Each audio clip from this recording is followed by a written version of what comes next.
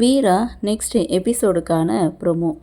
மாறன் மனசுக்குள்ளே நினைக்கிறாரு, வீரா என்னை சந்தேகப்படாத, இதுக்கும் எனக்கும் எந்த ஒரு சம்மந்தமும் கிடையாது, தயவு செய்து என்னை சந்தேகம் மட்டும் பற்றாதுன்னு மனசுக்குள்ளே நினச்சிக்கிட்டு வீராவை பார்க்க, அப்போது வீரா மாறனை பார்க்குறாங்க.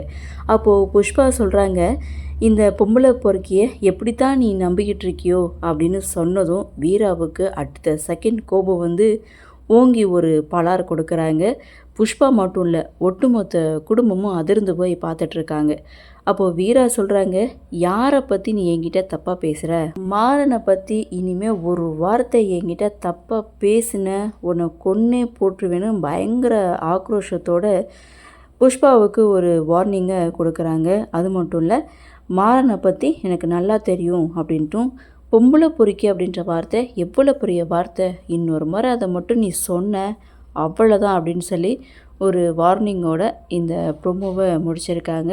ஸோ ஆக மொத்தம் வீரா இந்த விஷயத்தை நம்பலை அப்படின்றது இந்த ப்ரொமோ மூலமாக தெரியுது.